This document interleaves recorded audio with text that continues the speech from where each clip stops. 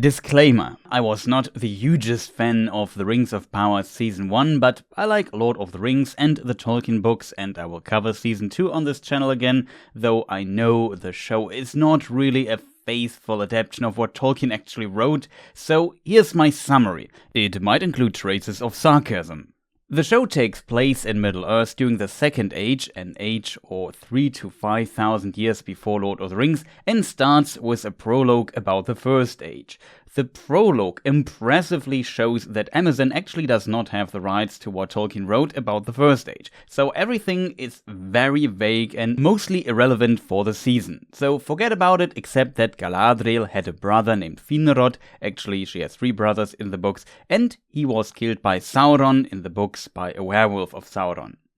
The show starts with Galadriel searching for traces of the mentioned Sauron in the far north to avenge her brother. Contrary to the books, pretty much all the elves in the show, including Gil-galad, High King of the Noldor elves, believe Sauron the most powerful and immortal servant of the first Dark Lord Morgoth, second in command, responsible for the deaths of countless elves, men and dwarves, just retired after the First Age ended, even though he was not caught and put to justice, and even though he appears in songs of these tragic ancient battles. No, for sure, he's no danger anymore and died of old age or something. To be fair, the elves maybe first noticed Sauron 800 years into the Second Age, but when Gil-galad did, he was very concerned. The 3 rings are forged 1590 years into the Second Age for comparison. In the show, Galadriel is the only one who believes otherwise. The other elves, including the king, think she is absolutely crazy. Ironically, she is absolutely crazy, but also kind of right. So High King Gil-galad wants to get rid of her and sends her to the west by ship. In most book versions, Galadriel is actually banned from going west until she, quote, passes the test with the One Ring, and Gil-galad would not have the authority to lift that ban.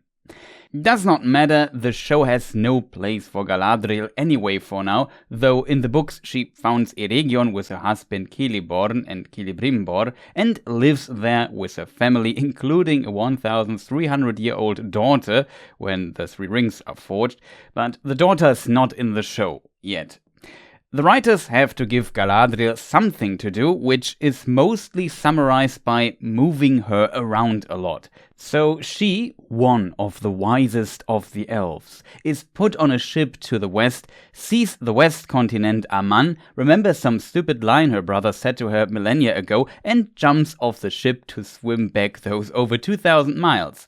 Not because of small details like plausibility, or introducing mythological aspects of the world of Tolkien, or development of the plot and characters she will be saved. No, she will be saved because it was written in the screenplay by the writers who had no idea what to do with this character early on.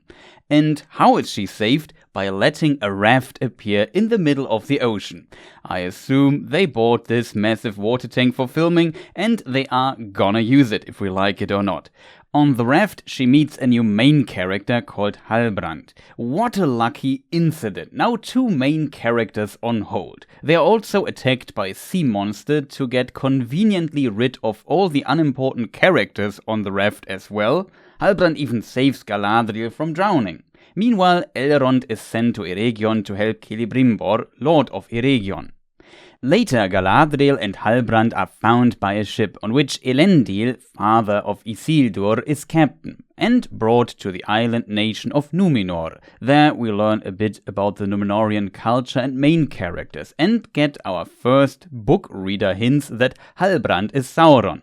Back in the day I thought this is too obvious, he can't be Sauron. Well, I was wrong. We also learn that Numenorians don't like elves because they fear that Galadriel, the only elf in Numenor, will single-handedly take their jobs away.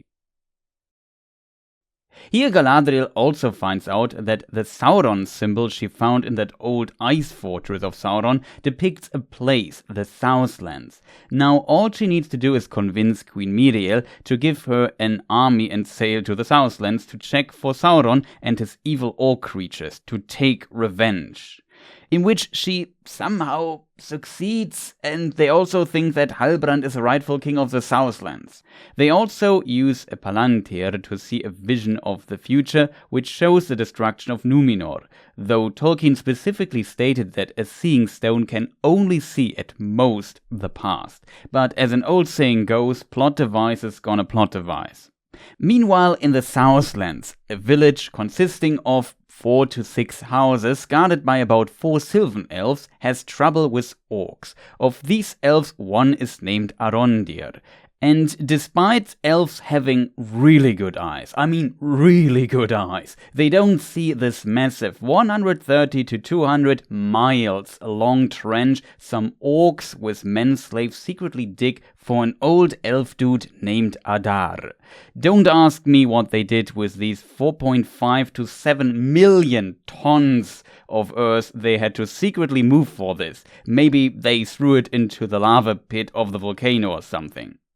The orcs, besides getting slaves from the villages to dig this trench all day and night, also search for a mysterious sword hilt with magic powers that a boy named Theo finds in a barn. Long story short, of the elves, only Arondir survives, and Adar, the elven orc leader, allows him, the most dangerous of them all, to go to the village and deliver a message. Then the orcs attack the village to get the sword, but luckily Galadriel is moved around again. She appears with Miriel and an army, and they defeat the orcs and celebrate in the Southlands. But one old guy got the mysterious sword hilt and reveals what it is for. It's a plot device, it's a key to open the dam near the village. I'm not kidding. All this for a key for the dam. I mean, okay, the orcs possess no technology to, let's say, destroy the dam wall. Can't think of anything. The released water then flows into the orc trench, which leads to the volcano and makes it explode. And then the Southlands become Mordor, and the volcano is of course Mount Doom. Miriel loses her eyesight, Elendil and the viewers think Isildur has died, Halbrand is found wounded, and all retreat from Mordor. Numenor goes back to the island, the others go to Pelargir, and Galadriel is moved again, this time to Eregion, where she would actually belong to in this time. Of course she takes the heavily wounded Halbrand with her on this short 900 to 1000 miles trip by horse, which optimistically should take about a month. Meanwhile, in Eregion, Celebrimbor builds a new powerful forge and Elrond should assist. Elrond suggests that he could ask the dwarves for help. This move, though, was predicted by Gil-galad and Celebrimbor. Secretly, they want to use Elrond to find out if the dwarves found mithril, this legendary metal they would need to stop what Tolkien called the decay, which would force the elves to leave Middle-earth in a few months. It's extremely over-dramatized compared to the books, where the decay happens over thousands of years and is a problem of the immortal elven nature clashing with the changing nature of Middle-earth. That is why elves at some point have to sail to the west continent Aman. In Khazad-dûm, Elrond reunites with his old friend Durin IV and his wife Disa. The dwarf prince is often in conflict with his father Durin III. In the lore, Durins are reborn, or in one version, their preserved body is repossessed by their spirit again. So calling both of them Durin makes completely no sense. It's also very elegant to have two important characters with the same name as well. And jackpot, they have mithril, but Durin III does not want to help the elves or mine for it, so all they have is this one little piece of it. In Eregion, Halbrand is healed and teaches Celebrimbor about the existence of alloys, touching the materials in the process. They use Galadriel's dagger, she got from her brother, the mithril piece, and some jewels, all touched by Halbrand to make 3 rings. Meanwhile, Halbrand reveals to Galadriel that he is Sauron and wants to marry her. Fittingly to this idea, Tolkien wrote about Galadriel and Sauron in Eregion. Sauron perceived at once that Galadriel would be his chief adversary and obstacle, and he endeavored therefore to placate her, bearing her scorn with outward patience and courtesy. A bit further, so great became his hold of the Myrdain, Celebrimbor and his missing guild elves, that at length he persuaded them to revolt against Galadriel and Celeborn and to seize power in Eregion. Further, Galadriel thereupon left Eregion and passed throughout Khazad-dûm to Lorinand. Yes, that is pretty much what Tolkien wrote here. It's basically the same. To be fair, Galadriel also grows suspicious in the show due to something Celebrimbor says, which Galadriel heard from Adar before, while she talked to him after his defeat in the Southlands. It was once said to Adar by Sauron. Then she does some research, and of course Eregion has notes about some obscure line of men in Mordor, and here she learns that the line of kings in the Southlands ended long ago. That is why Galadriel confronts Halbrand, and then he reveals who he truly is and suggests to become a couple. Galadriel declines the offer and Halbrand leaves Eregion. Meanwhile, the 3 elven rings of power, Vilya, Narya and Nenya, are made, Celebrimbor's magnum opus, which are in the books made last, and Sauron does not know of them. In the show he knows there are at least 2, and also never touched them, and I assume their materials, and also they are still based on the technique and design of the 16 other rings of power, which are not even made yet, nor was their design and technique fully taught to the elves by Sauron yet, I guess. So now in Season 2, Celebrimbor can learn the needed technique and design he already used and focus on making rings that are worse than the ones he already made. It's logical. You start your new invention with mastership and perfection, and then work your way back down to the starting point from there. I assume by that undisputable logic, he makes the lesser rings of power last in the show, which the elves made to learn and master the process. Galadriel, one of the wisest among the elves, tells everyone that they shall never treat with Halbrand again and that he will not return, but not who he was?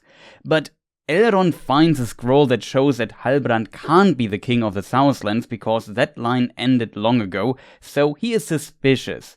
As the last scene we see Halbrand/Sauron in Mordor looking in the direction of Mount Doom.